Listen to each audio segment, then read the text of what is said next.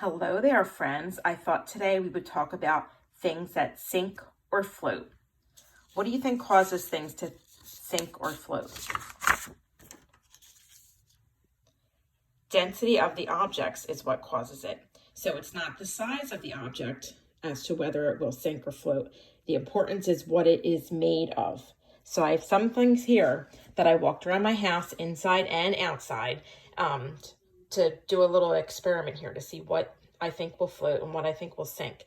You can do that too if you ask an adult at home to help you find some things. So all you need to do is get a bowl of water and pick some things, and let's do like a little experiment here. So I made a little chart here with just some markers, which I'm sure you have at home, which you could do too. So first I listed a quarter. Let's see if a quarter, do you think it's going to float or sink? And remember, a quarter is worth 25 cents. So let's see if it sinks or if it floats. Oh, it looks like it's sunk to the bottom there. So I'm going to put my little chart here because I want to keep track. The quarter sinks. Let's try scissors. So I have a little pair of scissors here. Oh, the scissors, that sunk too. So let's see, I'm going to put that in my sink. Now I'm going to try a stick. I just grabbed a stick outside.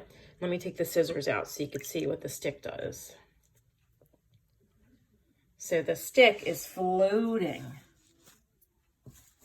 All right, so I'm going to put that in my float column here.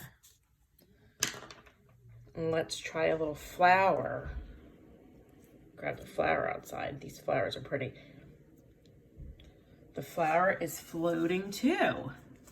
Pretty cool, huh? So I'm going to put float. And let's try a nail. The nail went to the ground too. Or I should say to the bottom. So that is in my sink column. Let's try this little duck. So I have this little ducky. He's floating. He's floating on a side. Guess he doesn't want to float up. So that's in my float column. Next, I'm going to try a rock. Let's see what a rock does. Oh, the rock sunk to the bottom. So I'm going to put that in my sink column. Let's try a leaf. This leaf is dried up, but let's see what happens. Oh, the leaf is floating. So I'm going to put that in my float column. Let's try a paper. Let me take some of these things out. Little ducky doesn't want to float. All right, next is a paper clip. Let's see what that does. Oh, that dropped right to the bottom too. All right, so the paper clip was in the sink column. And let's see what a plastic spoon does.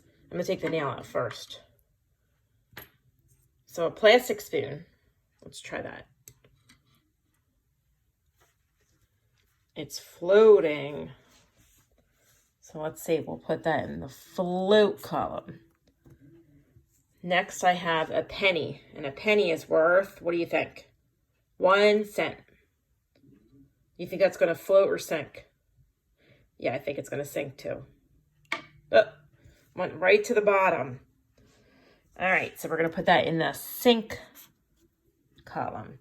Let me take my spoon out. Next, I have a plastic ball. It's hollow, so let's see what that does. Do you think it's going to float or sink? Let's see. It's floating. Reminds me of a ball, a beach ball, floating in a swimming pool. So that's floating too. So here I'm going to put it in the float column.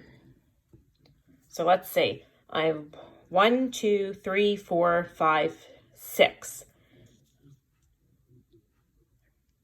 So 6 in the sink column, and 1, 2, 3, 4, 5, 6, 6 in the float. So that was my 12 objects. All right, that was fun. I'm sure there's many other things I could find around the house to see whether they sink or they float. All right, I hope you enjoyed my little science lesson for the day, and I hope you guys are all well. I miss you so much. Have a good one. Bye.